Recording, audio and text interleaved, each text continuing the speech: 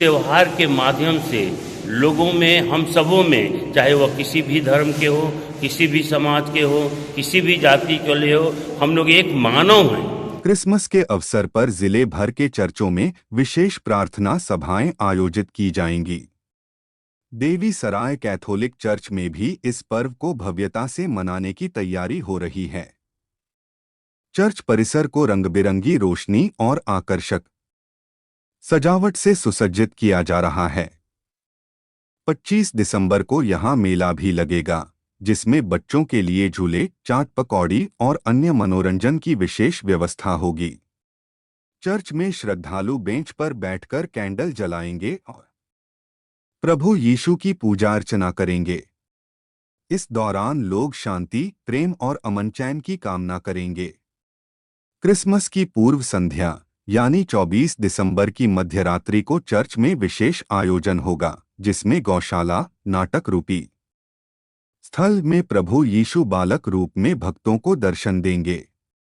देवी सराय church के father Anoop ने बताया कि चर्च में गौशाला का निर्माण किया जा रहा है, जिसमें प्रभु यीशु के जन्म का दृश्य प्रदर्शित किया जाएगा।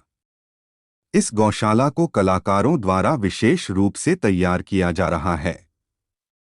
बालक यीशु के साथ फादर संत जोसेफ और माता मरियम की मूर्तियां भी स्थापित की जाएंगी, जिनके दर्शन श्रद्धालु कर सकेंगे। कलाकारों का कहना है कि हर वर्ष कुछ नया और अनोखा करने का प्रयास किया जाता है। इस बार भी गौशाला के निर्माण में खास ध्यान दिया जा रहा है, ताकि श्रद्धालु प्रभु यीशु के जन्म के समय की झलक महसूस कर सकें।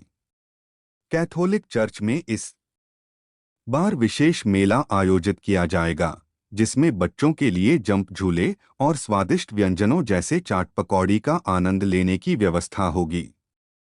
फादर अनूप ने बताया कि चर्च को रंग-बिरंगे रोलेक्स और लाइट्स से सजाया जा रहा है, ताकि यह त्योहार भक्तों के लिए यादगार बन सके। क्रिसमस के दिन जिले भर से भक्त प्रभु यीशु की पूजा और दर्शन के लिए चर्च पहुंचेंगे। पूजा अर्चना के दौरान श्रद्धालु कैंडल जलाकर शांति, प्रेम और सौहार्द का संदेश देंगे। गौशाला में बालक यीशु का दर्शन कर लोग अपने जीवन में नई ऊर्जा और प्रेरणा प्राप्त करेंगे।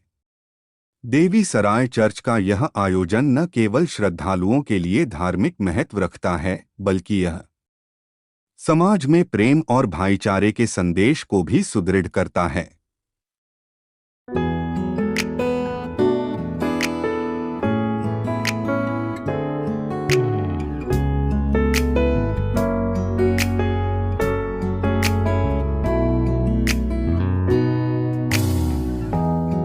햇살이 너무 좋았어. 그냥 모두 좋았어. 널 만나서 모든 게 다 잠에서 깨어나서 휴대폰을 먼저 보게 돼. मैं फादर अनूप पीयूष इस देवी सराय गिरजाघर का मैं इंचार्ज हूँ, और हम लोग क्रिसमस की तैयारी बड़े धूमधाम से, बड़े लगन से और बड़े प्यार से कर रहे हैं। कृष्ण जयंती एक ऐसा अवसर है और एक ऐसा त्यौहार है जहाँ हमारे मुक्तिदाता प्रभु यीशु क्रिस्त इस धरती पर आए। उसका कारण है, धरती पर आने का कारण है कि वह हम सबों को पाप मुक्त कर दे, हम सबों को पाप के गर्द से बचाए, और जो धरती पर पाप बढ़ते जा रहा है उससे हम लोगों को निवारण करें। जो उनमें विश्वास करता है, जो उनमें आस्था रखता है, उनका मुक्ति होता है। और वह सभी लोगों के लिए आए, सभी मानव जाति के लिए आए, क्योंकि सभी मानव जाति कहीं ना कहीं किसी न रूप में वह पापी है, और अपने अधर्म के कारण वह ईश्वर से कट जाते हैं, ईश्वर से दूर हो जाते हैं।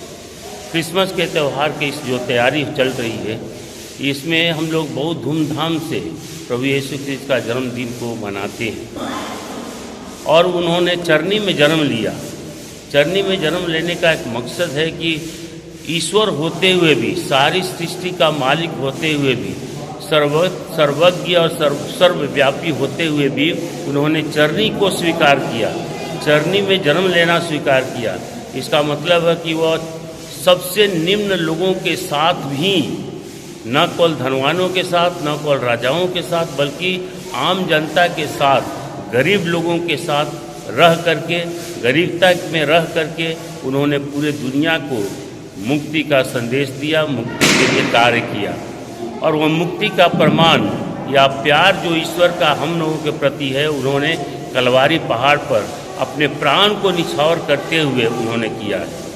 कलवारी पहाड़ पर वे अपने आप को हम सबों के पापों से बचाने के लिए उन्होंने, हम सबों के हित के लिए उन्होंने अपना प्राण दे दिया। तो आप समझ सकते हैं कि ईश्वर कितना हम सबों को प्यार करते हैं। ईश्वर के प्यार में हम लोग डूबे हुए हैं, ताकि ईश्वर हम सबों को एक नई जिंदगी दे, एक नई प्रेरणा दे, और एक मानव बन करके हम किस तरह एक दूसरे को प्यार करते हुए, एक दूसरे को क्षमा करते हुए, एक दूसरे को हम लोग गले लगाते हुए इस क्रिसमस त्यौहार की तैयारी में लगे हुए हैं। लोगों को क्या संदेश देना चाहते हैं? लोगों को संदेश यही है कि प्रभु यीशु क्रिस्ट जब जन्म लिए, वे प्यार का संदेश लेकर आए, क्षमा का संदेश लेकर आए और पाप से मुक्ति का संदेश लेकर आए।